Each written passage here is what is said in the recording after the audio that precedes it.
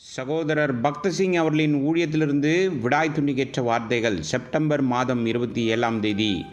உன் கைகளின் பிரயாசத்தை நீ சாப்பிடுவாய், உனக்கு பாக்கியமும் நன்மையும் உண்டாயிருக்கும். சங்கீதத்தின் புஸ்தகம் 128வது சங்கீதம் 2வது வசனம். எபேசருக்கு நிருபம் 5வது அதிகாரம் 17வது வசனத்திலிருந்து 31வது வசனம் வரை உள்ள வேத பகுதியில் மிகவும் மகிழ்ச்சியான திருமண வாழ்க்கையின் 7 ரகசியங்கள் அல்லது மகிழ்ச்சியான இல்லத்தின் ரகசியம் நமக்கு கொடுக்கப்பட்டிருக்கிறது. மகிழ்ச்சியான திருமண வாழ்க்கையின் முதல் ரகசியமானது, நீங்கள் மதியற்றவர்களாயிராமல் கர்த்தருடைய சித்தம் இன்னதென்று உணர்ந்து கொள்ளுங்கள். இது ஒரு எளிய வேத வசனம். இதை நினைவில் வைத்துக் கொள்வோம் அல்லது அனுபவத்தால் கற்றுக்கொள்ளலாம்.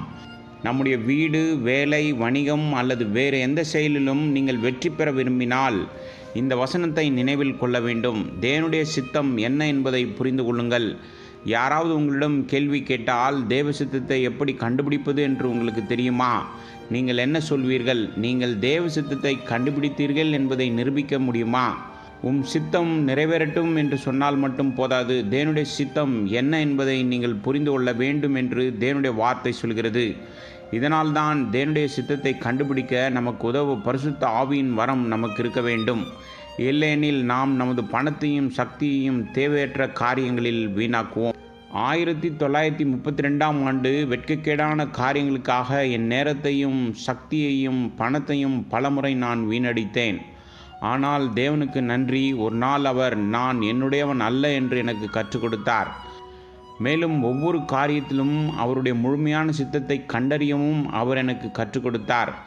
ரோமருக்கு நிருபம் 8வது அதிகாரம் 14வது வசனத்தில் தேவ சித்தத்தை எப்படி கண்டறியலாம்?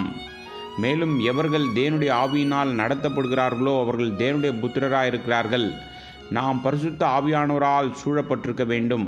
பரிசுத்த ஆவியானவர் வாசம் செய்வதற்கு நாம் தூய்மையாகவும் பரிசுத்தமாகவும் இருக்க வேண்டும். தேவன் பரிசுத்தமானவர். அவர் சொல்கிறார், நீங்கள் பரிசுத்தமாயிருங்கள், ஏனென்றால் நான் பரிசுத்தர். 1 பேதுரு புஸ்தகம் 1வது அதிகாரம் 16வது வசனம். ஆகவே நாம் பரிசுத்த ஆவியானவரை பெறுவதற்கு முன் நம்முடைய பாவங்கள் மன்னிக்கப்பட வேண்டும். எங்களிடம் வந்து தங்களுடைய திருமணத்தை நடத்த உதவுமாறு கேட்பவர்களிடம் நாங்கள் கேட்கும் முதல் கேள்வி, உங்கள் பாவங்கள் மன்னிக்கப்பட்டதா என்றுதான். அவர்களின் குடும்பம், செல்வம், சொத்து, கல்வி இவைகளை பற்றி எங்களுக்கு கவலை இல்லை. அவர்களின் மறுபிறப்பின் அனுபவம் மற்றும் அவர்கள் நித்திய ஜீவனை பரிசாக பெற்றிருக்கிறார்களா என்பதை பற்றி மட்டுமே நாங்கள் கவலைப்படுகிறோம். இப்போதும் நாங்கள் அவர்களிடம் தேவ சித்தத்தை எப்படி கண்டுபிடிப்பது என்று உங்களுக்கு தெரியுமா என்று கேட்கிறோம். இந்த திருமணத்திற்கு சம்மதிக்கும் முன் தேவ சித்தத்தை கண்டுபிடிக்க ஜெபம் செய்தீர்களா? இதுவே மகிழ்ச்சியான இல்லத்திற்கு நிறைவேற்றப்பட வேண்டிய முதல் அடிப்படை நிபந்தனையாகும். நாங்கள் தேவனுக்கு நன்றி கூறுகிறோம். அவர் எந்த பாவியையும் மன்னித்து நித்திய ஜீவனை கொடுக்க ஆயத்தமாக இருக்கிறார். மகிழ்ச்சியான இல்லத்திற்கான 2வது நிபந்தனை எபேசருக்கு நிருபம் 5வது அதிகாரம் 18வது வசனத்தில் நாம் வாசிக்கின்றோம், ஆவியினால் நிறைந்து. மகிழ்ச்சியான இல்லத்திற்கு, திருமணத்திற்கு மட்டுமல்ல, உங்கள் வாழ்க்கையின் ஒவ்வொரு அடியிலும் ஆவியானவரால் வழிநடத்தப்பட நீங்கள் ஆயத்தமாக இருக்க வேண்டும்.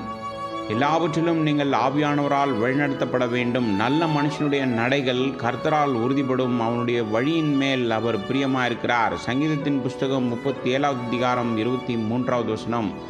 நீங்கள் எங்கு செல்வதற்கு முன்பாக எந்த ஒரு வியாபாரத்தையோ அல்லது வீடை கட்டுவதற்கான எந்த ஒரு திட்டத்தையோ எடுப்பதற்கு முன் நீங்கள் எடுக்கும் ஒவ்வொரு அடியிலும் நீங்கள் தேவ சித்தத்தை கண்டுபிடித்து எல்லாவற்றையும் தேவனுடைய விருப்பத்திற்கு ஏற்ப செய்ய வேண்டும். இதுவே ஆவியானவரால் நிரப்பப்படுவது. விசுவாசிகளாகிய நாம் கர்த்தராகிய இயேசு கிறிஸ்துவிடம் சென்று அவரிடம் எல்லாவற்றையும் கண்டுபிடிக்கும் பாக்கியத்தை பெற்றிருக்கிறோம். அவர் உயிர்த்தெழுந்த ஜீவனுள்ள தேவன். விசுவாசிகளாகிய நாம் ஒவ்வொரு நாளும் ஒவ்வொரு காரியத்திற்கும் அவரால் வழிநடத்தப்படுவதற்கு அவரிடம் செல்ல நமக்கு உரிமை உண்டு. அவர் நம்மை படைத்தார் என்பதால் அவரிடம் செல்லும்போது மிகுந்த மகிழ்ச்சி உண்டாகிறது.